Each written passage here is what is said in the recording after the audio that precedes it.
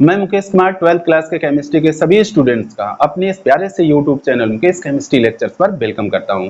बच्चों, आज के इस लेक्चर में जो टॉपिक मैं पढ़ाने जा रहा हूं उसका नाम है क्वथनांक उन्नयन।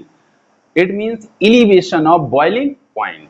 बच्चों, ये एक कोलिगेटिव प्रॉपर्टी है। जैसा कि आपको ज्ञात है कि इस समय मैं आपको बेलनों के अणुशंक गुणधर्म यानी कि कोलिगेटिव प्रॉपर्टीज को पढ़ा रहा हूं। अभी तक मैंने आपको दो कोलिगेटिव प्रॉपर्टी पढ़ाई है। इसमें नंबर 1 पे पढ़ाई थी पराशर दाब और नंबर 2 पे पढ़ाई थी वाष्प दाब अवनमन। आज ये नंबर 3 यानी कि क्वथनांक उन्नयन मैं आपको क्लियर कराऊंगा, तो आप अपनी कॉपी और पेन के साथ रेडी हो जाइए क्वथनांक उन्नयन यानी कि एलिवेशन ऑफ बॉइलिंग पॉइंट के नोट्स तैयार करने के लिए और इसको समझने के लिए। तो बच्चों, टॉपिक का नाम डालिए क्वथनांक उन्नयन। इसको बच्चों इंग्लिश में बोलते हैं एलिवेशन। एलिवेशन मीन्स बच्चों उन्नयन of boiling point. Boiling point को बच्चों हिंदी में कहते हैं क्वथनांक। तो सबसे पहले बच्चों यही से स्टार्ट करते हैं कि क्वथनांक होता क्या है। उन्नयन मीन्स वृद्धि हो जाना, बढ़ जाना। और किसका बढ़ जाना? क्वथनांक का बढ़ जाना। तो क्वथनांक उन्नयन का यहाँ मीनिंग है क्वथनांक का बढ़ जाना। अब बच्चों, अगर आपको क्वथनांक नहीं पता है तो ये टॉपिक आपको समझ में नहीं आने वाला है। तो सबसे पहले मैं क्वथनांक को क्लियर करने जा रहा हूं, ध्यान से समझना बच्चों। क्वथनांक बच्चों बॉइलिंग पॉइंट ये एक ऐसा ताप है, ये एक ऐसा टेम्परेचर है जिस पर किसी द्रव का वाष्प दाब वायुमंडलीय दाब के बराबर हो जाता है। यानी कि एक ऐसा टेम्परेचर जिस पर किसी द्रव का वाष्प दाब वायुमंडलीय दाब के बराबर हो जाता है, वह टेम्परेचर उस द्रव का क्वथनांक इट मींस बॉइलिंग पॉइंट कहलाता है। अब इसको बच्चों इस ढंग से समझो, जैसे मैंने यहां पर एक ऐसे रफली पैमाना मान लिया। यहां पर मान लो 0 वायुमंडलीय दाब है, यहाँ 0.1 है, यहाँ 0.2 है और इस तरह से आगे बढ़ते हुए यहाँ आ गया 1 वायुमंडल दाब है। 1 वायुमंडल दाब है। यहाँ कितना था? 0 वायुमंडल दाब। ये बस रफली है आपको समझाने के लिए। अब बच्चों, मैं यहाँ पर क्वथनांक में आपको डेफिनेशन बता रहा हूं कि क्वथनांक एक ऐसा ताप होता है जिस पर किसी द्रव का वाष्प दाब वायुमंडलीय दाब के बराबर हो जाता है। अब मान लो आपने कोई एक लिक्विड यहाँ ले रखा है और लिक्विड को आप लगातार क्या कर रहे हैं? ऊष्मा दे रहे हैं। और मान लो जिस समय लिक्विड आपने लिया था उस समय उसका जो वाष्प दाब था वो 0.2 atm था और उस समय मान लो इसका टेम्परेचर, कोई मैंने लिक्विड लिया है, कोई लिक्विड लिया है, चलो सपोज कर लो मैंने ले लिया है वाटर। क्या ले लिया है? वाटर। और उस समय मान लो वाटर का टेम्परेचर था 40 डिग्री सेल्सियस। अब मान लो ये ऐसे बर्तन में मैंने वाटर को लिया हुआ है, ये एक बर्तन है, इसमें वाटर को मैंने लिया है और यहाँ एक बर्नर मैंने लगा दिया है। बर्नर की सहायता से इसको मैं गरम कर रहा हूँ। गरम करने से क्या होगा? इसको ऊष्मा मिलेगी, जो इस बर्तन में वाटर भरा होगा। ऊष्मा मिलने से क्या होगा? इसकी वाष्प उत्पन्न होगी और उस वाष्प के द्वारा दाब डाला जाएगा। वाष्प के द्वारा दाब डाला जाएगा जिससे ये पता चलेगा कि इस वाटर का बॉइलिंग पॉइंट, क्वथनांक को शॉर्ट में बच्चों बीपी कहते हैं, बॉइलिंग पॉइंट कितना है। अब ये तो आप सभी को पता है कि इसका बॉइलिंग पॉइंट 100 डिग्री सेल्सियस होता है। किसका? पानी का। यहाँ मान लो जब इसका टेम्परेचर 40 डिग्री सेल्सियस है उस समय इसका वायुमंडलीय दाब कितना है? 0.2 atm है। इसको मैंने हीट करना स्टार्ट किया तो इसको ऊष्मा मिलना शुरू हुई। ऊष्मा मिलने से क्या होगा? इसका टेम्परेचर बढ़ेगा। मान लो 40 डिग्री सेल्सियस से बढ़ते बढ़ते इसका टेम्परेचर जब आ गया 100 डिग्री सेल्सियस, उस समय इसका वाष्प दाब हो गया 1 atm, यानी कि वाटर का वाष्प दाब वायुमंडलीय दाब के बराबर हो गया। कब? जब उसका टेम्परेचर कितना है 100 डिग्री सेल्सियस। तो इसका मतलब ये हुआ कि वाटर का जो बॉइलिंग पॉइंट है वो कितना है 100 डिग्री सेल्सियस, और इसी टेम्परेचर पर वाटर बॉयल होना स्टार्ट हो जाएगा, यानी कि वाटर में क्वथन की प्रोसेस स्टार्ट हो जाएगी। तो मोटे तौर से आप इसको ऐसे समझिए। अगर इसको हम शब्दों में इसको हम डिफाइन करें तो जो मैंने स्टार्टिंग में बता रखा है कि वह ताप जिस पर किसी द्रव का वाष्प दाब वायुमंडलीय दाब के बराबर हो जाता है वह क्या कहलाता है? वह उस द्रव का क्वथनांक कहलाता है। अब इसका यहाँ पे जबरदस्त एप्लीकेशन है, किसमें? क्वथनांक के उन्नयन में। तो सबसे पहले मैं क्वथनांक की एक ये डेफिनेशन राइट डाउन किए दे रहा हूं ताकि आगे आपको चीजों को समझने में आसानी रहे। तो बच्चों लिख लीजिए, वह ताप जिस पर किसी द्रव, वह ताप जिस पर किसी द्रव, इसको साफ किए दे रहा हूं, इसकी यहां अब जरूरत नहीं। वह ताप जिस पर किसी द्रव का वाष्प दाब वायुमंडलीय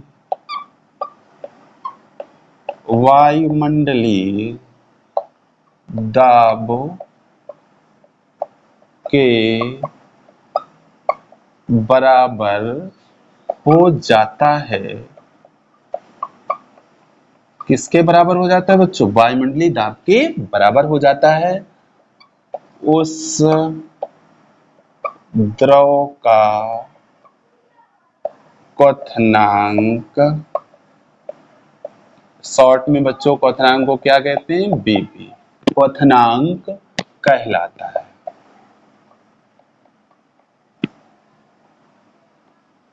तो मैं समझता हूं कि क्वथनांक की कॉन्सेप्ट आपको समझ में आ गई होगी। अब बच्चों आगे बढ़ते हैं।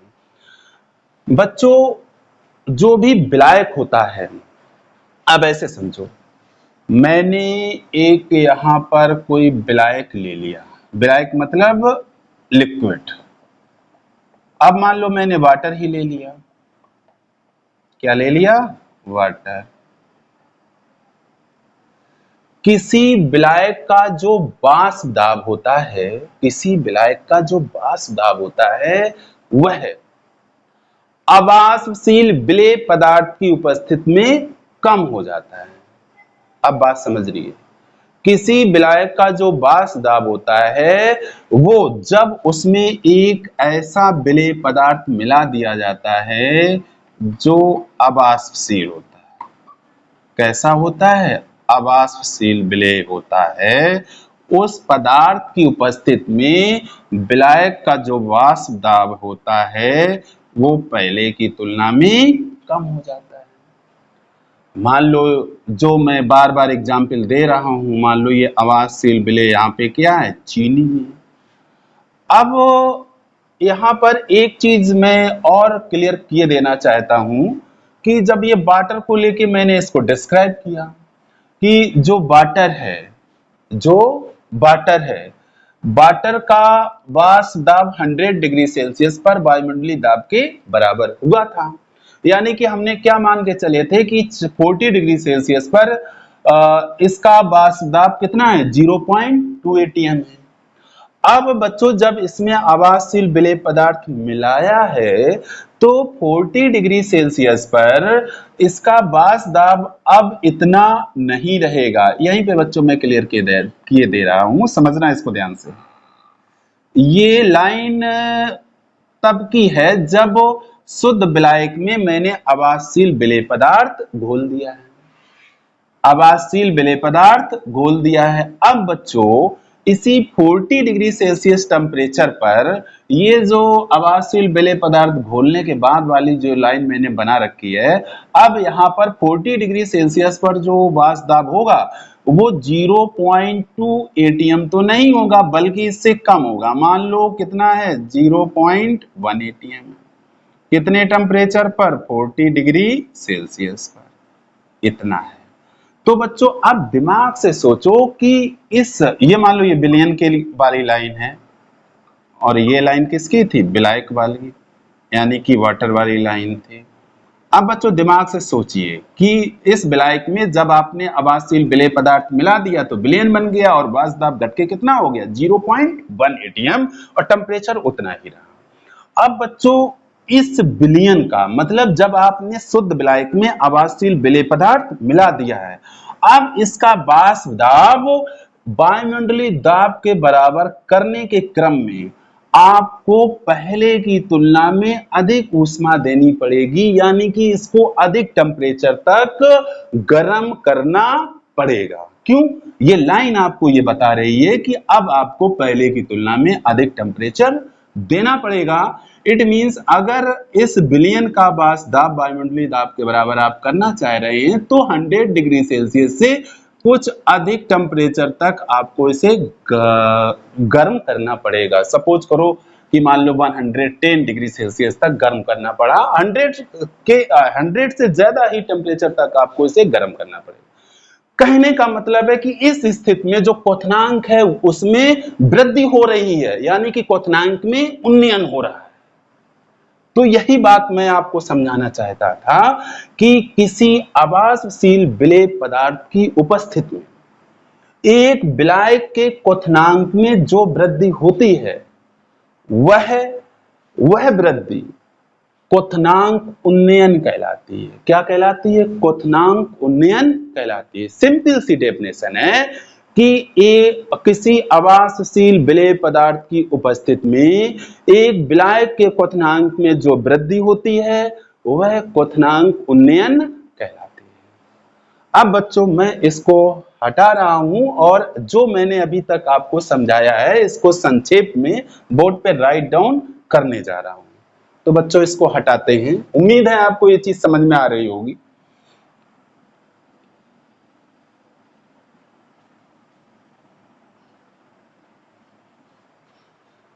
देखिए बच्चों, किसी विलायक का वाष्प दाब, किसी विलायक का वाष्प दाब किसी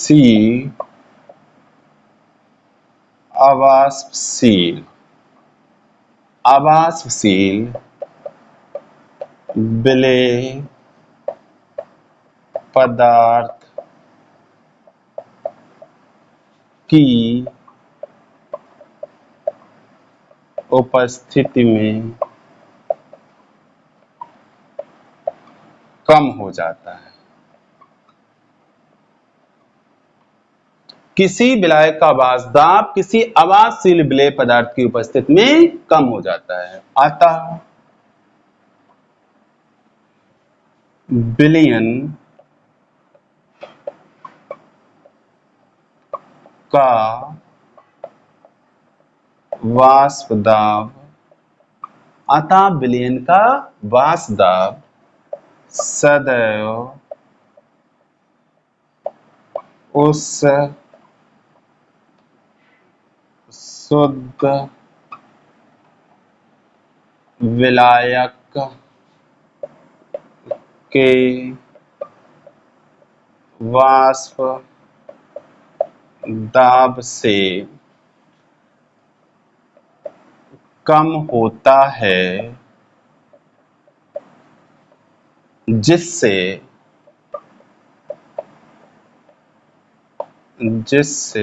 वह विलयन बनाया जाता है, जिससे वह विलयन बनाया जाता है, जिससे वह विलयन बनाया जाता है। इसका मतलब क्या हुआ? अर्थात विलयन का क्वथनांक सदैव सदैव विलायक के क्वथनांक से कैसा होता है बच्चों? अधिक होता है।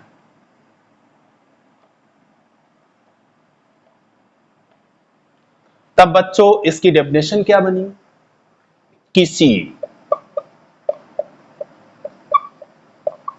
अवाष्पशील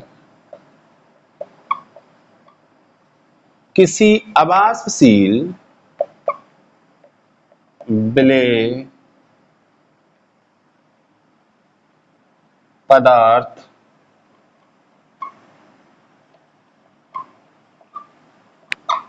की उपस्थिति में, किसी अवाष्पशील विलेय पदार्थ की उपस्थिति में एक विलायक के क्वथनांक में, एक विलायक के क्वथनांक में जो वृद्धि होती है वह क्वथनांक उन्नयन कहलाती है। क्या कहलाती है बच्चों? क्वथनांक उन्नयन कहलाती है। इसे एक सिंबल है बच्चों डेल्टा, इसको बच्चों डेल्टा पढ़ते हैं, ट्रायंगल नहीं पढ़ते हैं। इसे डेल्टा टी बड़ा बनाएंगे और इसमें बी लगा देंगे suffix, delta T B. B आया है बॉइलिंग के लिए, बॉइलिंग पॉइंट के लिए। इसे डेल्टा टी बी से प्रदर्शित करते हैं। तो ये तो बच्चों इसकी हो गई बहुत ही सधे हुए शब्दों में एक डेफिनेशन। अगर आपसे पूछ दिया जाता है क्वथनांक उन्नयन क्या है, तो आप यही वर्ड लिखेंगे, किसी अवाष्पशील विलेय पदार्थ की उपस्थिति में एक विलायक के क्वथनांक में जो वृद्धि होती है वह क्वथनांक उन्नयन कहलाती है। इसे डेल्टा टीबी से प्रदर्शित करते हैं। अब बच्चों आगे बढ़ते हैं, फार्मूले पे आते हैं इसके। यदि शुद्ध विलायक का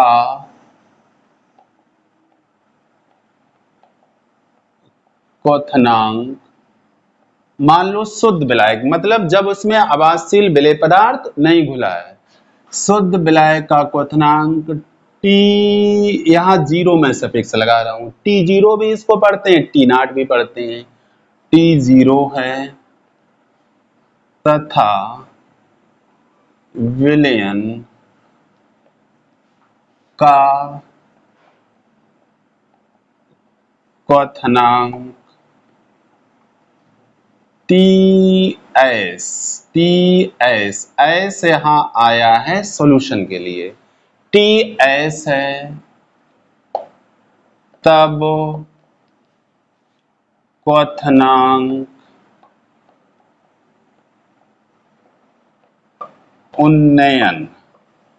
देखो बच्चों जैसा कि मैं बता चुका हूं कि क्वथनांक उन्नयन का सिंबल है डेल्टा टीबी, और आपको बताया है कि जब विलयन जो होता है, विलयन का क्वथनांक सदैव शुद्ध विलायक के क्वथनांक से अधिक होता है। तो अधिक कौन है? T S. कम कौन है? T zero. तो कितनी वृद्धि हुई है कैसे पता करोगे? अधिक वाले से कम वाला घटाकर, और इसी वृद्धि को बच्चों कहते हैं उन्नयन। तो ये किसके बराबर होगी? डेल्टा टीबी के, यानी क्वथनांक उन्नयन डेल्टा टीबी बराबर T S minus T zero. तो ये बच्चों था क्वथनांक उन्नयन। हालांकि यहाँ एक बहुत ही जो इम्पोर्टेंट बात है जिसे आपको नोट करना चाहिए कि बांस दाब जब घटता है तो क्वथनांक बढ़ता है, और बांस दाब जब बढ़ता है तो क्वथनांक घटता है। यानी कि बांस दाब जब घटेगा घटेगा तो क्वथनांक बढ़ेगा, और बांस दाब बढ़ेगा तो क्वथनांक घटेगा। इस बात को नोट करते हैं बच्चों। वाष्प दाब बढ़ने पर क्वथनांक घटता है,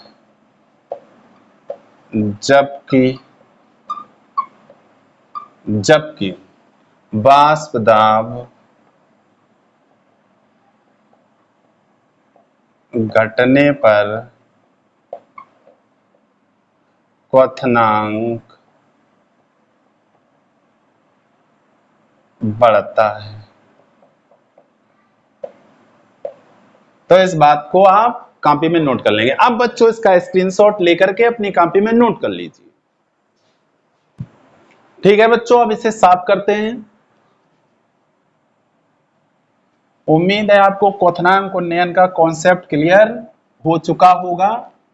अब बच्चों दो स्थिरांक हैं जो बहुत ज्यादा इंपॉर्टेंट हैं, इसी से रिलेटेड हैं, और इन स्थिरांकों से बहुत सारे न्यूमेरिकल सॉल्व किए जाते हैं। जब न्यूमेरिकल कराएंगे तो उसमें आपको इन सब की इंपॉर्टेंस समझ में आएगी। तो अभी से इनको क्लियर कर लेना ज्यादा अच्छी बात है, समझदारी वाली बात है। तो अगला हेडिंग डालेंगे आणविक उन्नयन स्थिरांक या मोलर उन्नयन स्थिरांक। इसको बच्चों कहते हैं मोलेकुलर एलिवेशन कांस्टेंट।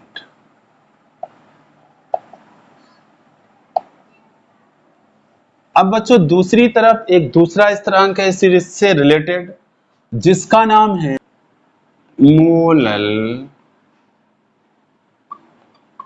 उन्नयन स्थिरांक।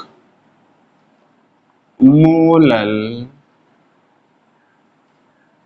Elevation constant.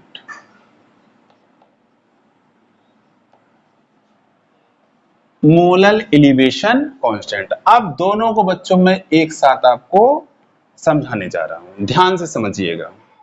दोनों को एक साथ ही आपको समझा दे रहा हूं मैं, और दोनों के फार्मूलों में बहुत सिमिलरिटी है, डेफिनेशन में भी बहुत ज्यादा सिमिलरिटी है। अब देखिए इसकी डेफिनेशन से शुरुआत करते हैं। किसी विलायक के 100 ग्राम में यदि किसी अवाष्पशील विलेय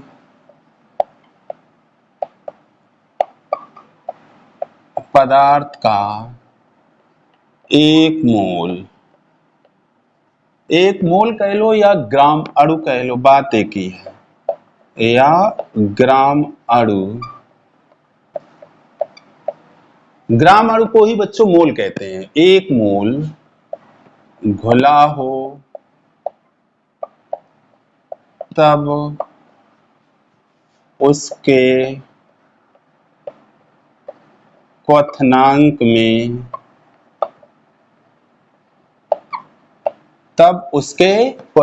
में जो उन्नयन होता है वह, जो भी उन्नयन होता हो ऐसी कंडीशन में, वह उस विलायक का आणविक या मोलर उन्नयन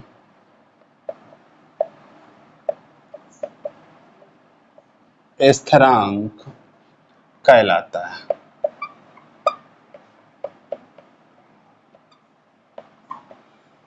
तो बच्चों, अगर किसी विलायक के 100 ग्राम में किसी आवासशील विलेय पदार्थ का 1 मोल घुला हो और ऐसी स्थिति में विलायक के क्वथनांक में जो भी वृद्धि होती है, यानी कि जो उन्नयन होता है, वह उस विलायक का मोलर उन्नयन स्थिरांक कहलाता है। अब इसका सिंबल देखिए, इसे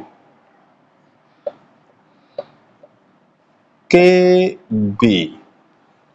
बी से प्रदर्शित करते। इसका सिंबल बच्चों है के बी। क्या सिंबल है? के बी से प्रदर्शित करते हैं। अब इससे रिलेटेड एक बहुत ही इंपॉर्टेंट फार्मूला है जिसका यूज बार बार होगा। विलेय के अणुभार, यहां बच्चों मैं विलेय का अणुभार स्मॉल m से लिखूंगा। विलेय के अणुभार स्मॉल m व मोलर उन्नयन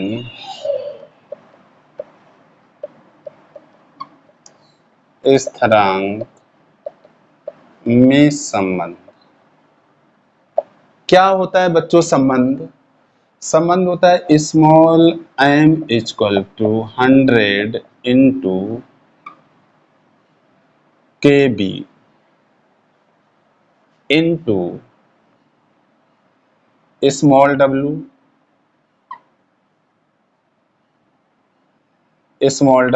upon delta T B into capital W। Relation ये होती है 100 into K B into small w upon delta T B into capital W। बच्चों यहाँ स्मॉल w विलेय पदार्थ की मात्रा ग्राम में है और कैपिटल W विलायक पदार्थ की मात्रा ग्राम में है। दोनों को लिख लीजिए। जहां स्मॉल w बराबर विलेय पदार्थ की मात्रा ग्राम, कैपिटल W बराबर विलायक पदार्थ की मात्रा, और ये भी बच्चों होगी ग्राम में। तो स्मॉल w आया है विलेय पदार्थ के लिए और कैपिटल W आया है विलायक पदार्थ के लिए। बहुत ही ज्यादा इंपॉर्टेंट फार्मूला है, इसको ध्यान में रखें। अब बच्चों बिल्कुल इसी तरह से हम मोलर उन्नयन स्थिरांक को डिस्क्राइब करेंगे। आपको करना क्या है? 100 की जगह 1000 कर देना है और मोलर की जगह मोलल कर देना है। सब कुछ मोलर उन्नयन स्थिरांक जैसा हो जाएगा। इसमें क्या करना है? इसमें जहां 100 लिखा है वहां 1000 करना है। जहां मोलर लिखा है, मोलर या आणविक, वहां मोलल यूज करेंगे। ठीक है? तो ये सारा जो विश्लेषण है, जो भी सारा यहाँ पे डेफिनेशन मैंने लिख रखा है, ये सब कन्वर्ट हो जाएगा मोलल में। यानी कि इसकी डेफिनेशन क्या आएगी? किसी विलायक के 1000 ग्राम में यदि किसी आवासशील विलेय पदार्थ का 1 मोल घुला हो, तब उसके क्वथनांक में जो उन्नयन होता है वह उस विलायक का मोलर उन्नयन स्थिरांक कहलाता है। इसका सिंबल Kb है, तो यहां हम यूज करेंगे Kb डैश। फार्मूले में क्या होगा? 100 की जगह 1000 हो जाएगा और Kb की जगह Kb डैश हो जाएगा। देखिए बच्चों, किसी विलायक के 1000 ग्राम में, क्या 1000 ग्राम में यदि किसी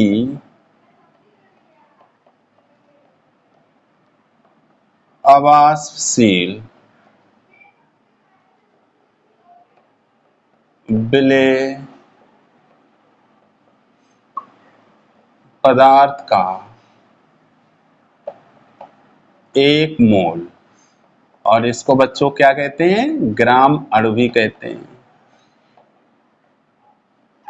ग्राम अणु घुला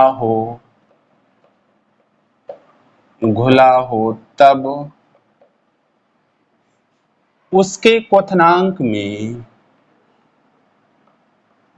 तब उसके क्वथनांक में जो उन्नयन होता है वह उस विलायक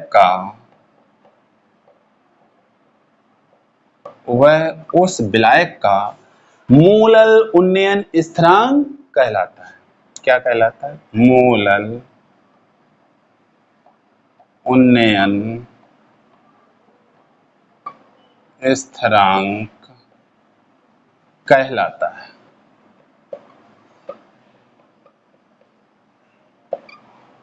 वह उस विलायक का मूलल उन्नयन स्थिरांक कहलाता है। तो बच्चों एक डेफिनेशन आप याद करेंगे, दूसरे की भी याद हो जाएगी। इसे किससे डिनोट करते हैं बच्चों, केबी, और यहां बना देंगे डैश, केबी डैश से प्रदर्शित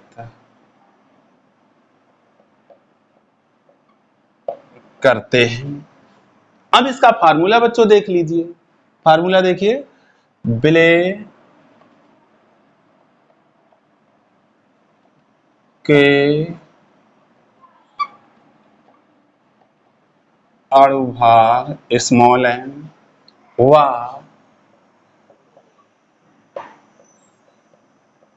मूलल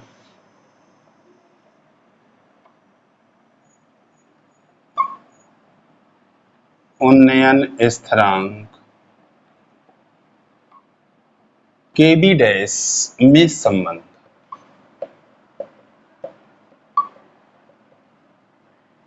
देखो बच्चों ये हो जाएगा relation, small m equal to 1000 into KB dash into small w upon delta TB into capital W। ये हो गया बच्चों फार्मूला मोलल उन्नयन स्थिरांक के लिए। अब बच्चों अलग अलग बुक्स में अलग अलग तरीके के सिंबल यूज किए गए हैं मोलर उन्नयन स्थिरांक और मोलल उन्नयन स्थिरांक के लिए। देखिए कुछ बुक्स में ये जो मैंने मोलर उन्नयन स्थिरांक केबी से डिनोट किया है, कुछ बुक्स में इसके लिए के और इसमें एम सफिक्स आया। एम क्यों, क्योंकि मोलर के लिए एम आता है, मोलरिटी के लिए एम आता है, ये यूज किया गया है। और यहाँ जो मैंने मोलल केबी डैश यूज किया है, तो कुछ बुक्स में के में स्मॉल एम सफिक्स लगाया गया है। एम बच्चों आपको पता है मोलेलिटी के लिए स्मॉल एम आता है, तो ये सिंबल भी यूज होते हैं, तो कंफ्यूज्ड होने की आवश्यकता नहीं है। तो बच्चों इस तरह से मोलर उन्नयन स्थिरांक और मोलल उन्नयन स्थिरांक को मैंने डिस्क्राइब किया आपके सामने। उम्मीद है आपको ये दोनों समझ में आ गए होंगे और आप इसे तैयार कर लेंगे। अब बच्चों ये हो गया आपका क्वथनांक उन्नयन, तो क्वथनांक उन्नयन यहीं से कंप्लीट होता है। अब इससे बच्चों आप स्क्रीनशॉट लेके इसे कॉपी में नोट कर लीजिए। बच्चों ये लेक्चर वीडियो अब मैं यहीं पे समाप्त करता हूं। बच्चों अगर आपको लेक्चर वीडियो पसंद आ रहा है तो आप लेक्चर वीडियो को लाइक और शेयर जरूर कर दिया करिए। अगर आप चैनल पे नए हैं और आपने चैनल अभी तक सब्सक्राइब नहीं किया है तो सब्सक्राइब जरूर कर लीजिए। Thank you so much.